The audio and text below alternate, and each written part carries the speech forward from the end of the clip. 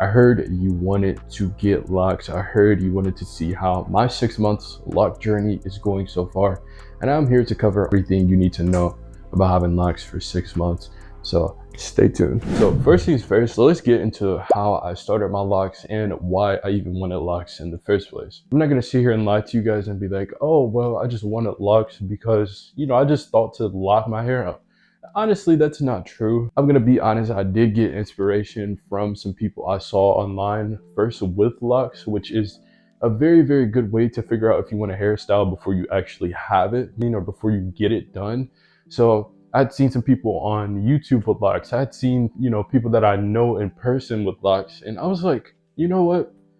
I'm really getting sick and tired of doing my hair every single morning. So I'm gonna just think about it for a couple of weeks. I think it took me maybe like a week or two before I actually made up my mind. And I told my mom, I was like, hey mom, you know what?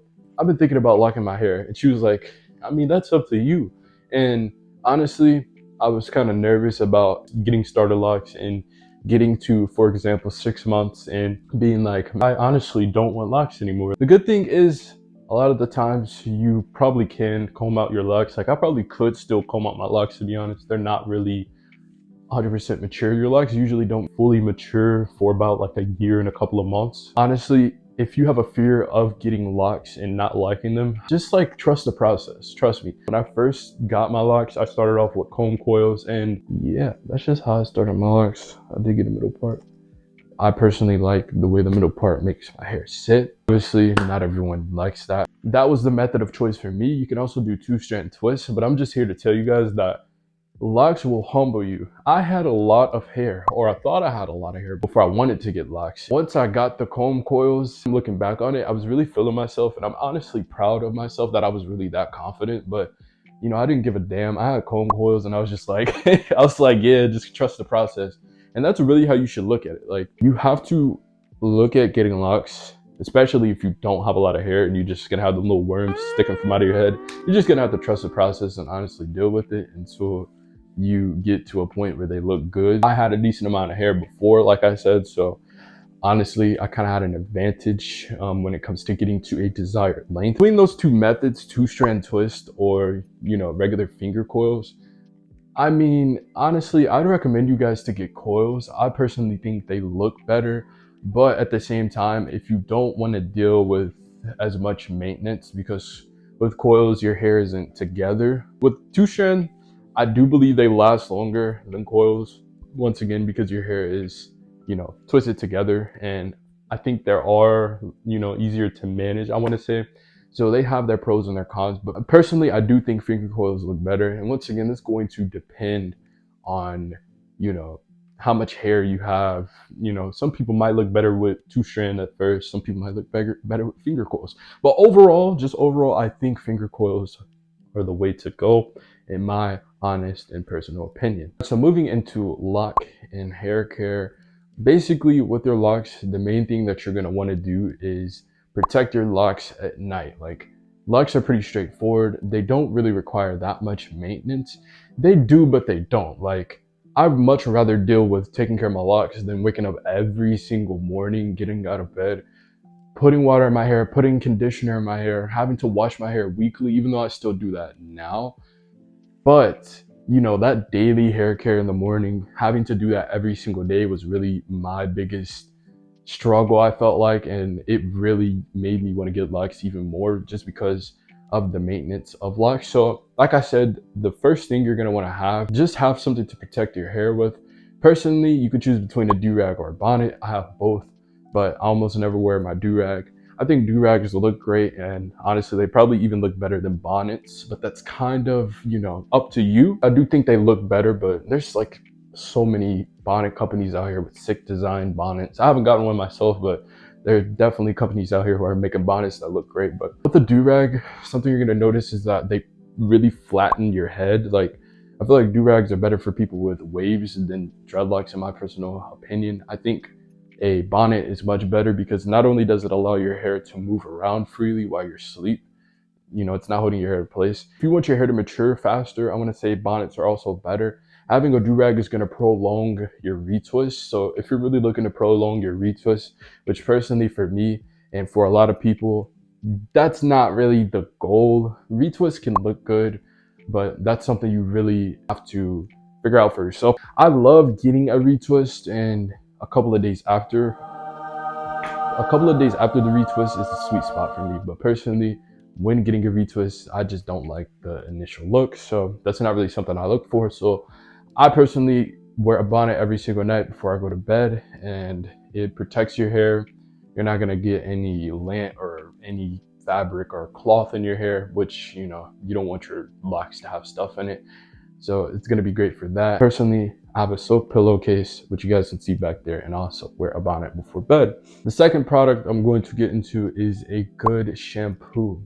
The one that I've been using for the past 6 months so far is the Jamaican Mango and Lime. I've heard things about it not being a good company, but honestly, if you ask me, I'd say it's a good start. They sell it at any beauty supply store. You just want to get a clarifying shampoo. So I know Dr. Bronner's is another good one.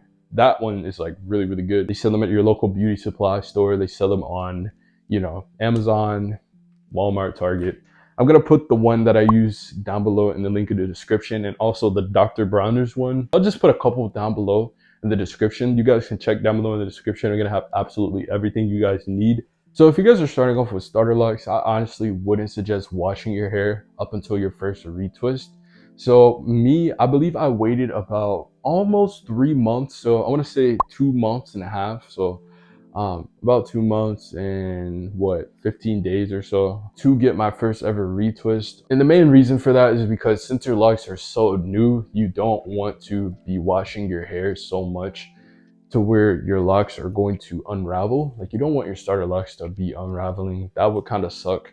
Even though obviously your loctician can fix that for you, it's just going to make the locking process smoother because your hairs are not coming undone. So if that does end up happening though, and you wash your hair before your first retwist and some of your locks do unravel, like, don't be alarmed. Sometimes it does happen. I know personally it happened to me, and some of my hair unraveled, but it's pretty easy to fix. Your loctician shouldn't have a problem with fixing your locks that are unraveled, and you should be totally fine. But personally, if it's like, your second retwist now, it's been a couple of months, like you're 3 months in with your locks at this point, honestly would say after your first ever retwist, make sure that you guys are washing your hair at least once a week. So I believe I have a wash, routine video on my channel, which I'll try and put at the end of this video or down below in the description if you guys do want to see my personal lock wash routine. And also let me know if you guys want to see an updated video, because I just feel like that video wasn't very in-depth. So I can definitely give you guys a more in-depth video on how I take care of my locks and what I do to moisturize my locks, what I do to wash my locks, what I do to care for my locks. Just a full lock care video. I wash my hair about once a week. My personal wash day is every Saturday. So you can pick whatever day of the week, set it on your calendar to repeat every week or whatever, however, way you want to plan it personally. That is just, how I like to wash my hair. I noticed that weekly is great for me. Sometimes I'll wait a little bit, like a week and a half or so. So, like a week and 3 days. It's okay if you do miss a week. Obviously, you don't want to have your locks having a bunch of buildup and like stinking. Like, here's the test. If you go down and pick your locks and pick your head back up and your locks come up and your locks stink, it's probably time for a wash. I'm just saying, like, it probably is time for a wash. Also, if you have buildup like on your scalp, if you scratch and there's buildup on your scalp, there's, personally for me, but you need to wash your locks. That is my process for protecting my hair. That's my process for, washing my hair. That's like what I do. That's the schedule that I follow. The other thing I'm gonna say is you want to be moisturizing your scalp. It's another very big one. I like to do once a week right after my wash. Also, you want to be spraying your locks daily. If you want your locks to get puffy and you want your locks to be bigger, you want to be spraying your locks daily, not only for that, but also to moisturize your locks. Oil doesn't actually moisturize your locks, it's more like water. So you want to water your plants in a sense, water your hair. Make sure you're spraying all around your hair. You can literally get one of those spray bottles. Let me show you guys. You can literally get one of these spray bottles at your local beauty supply store. I got mine off of Shein for like a buck or $2 or something like that. So super cheap. I'm just gonna demonstrate for you guys. This is how it sprays, so it's more of a mist. I love this bottle. It works very, very well. And I just like to add a oil into my personally. So I use a Jamaican black castor oil. It's also mixed with coconut oil, and then I put it into this bottle. Shake it up a little bit. Spray your hair daily when you wake up.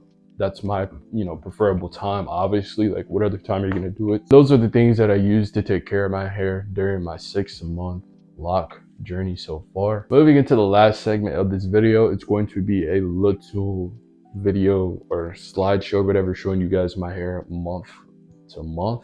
So this is going to be all the way from the first month. I got my locks done in July, so it's literally just going to show you guys the evolution of my locks so far. I am pretty happy with the way my hair looks, and once again, you just want to make sure you're taking care of your hair. I'll come and slap by 8 p.m. and send a text to your DM.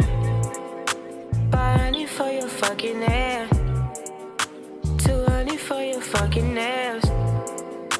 You running out of shoes to wear, so I bought you another pair. But that is going to be all for today's video. I hope you guys did enjoy. Once again, if you guys want to see an in-depth lock care routine video, so basically like my Saturday lock routine video, be sure to comment down below. Let me know what month are you guys on for your locking journey, or if you're going to be getting locks very, very soon. Subscribe for more content, vlogs. I do lifestyle content and hair care videos now. And yeah, I'll catch you guys in the next one. Peace.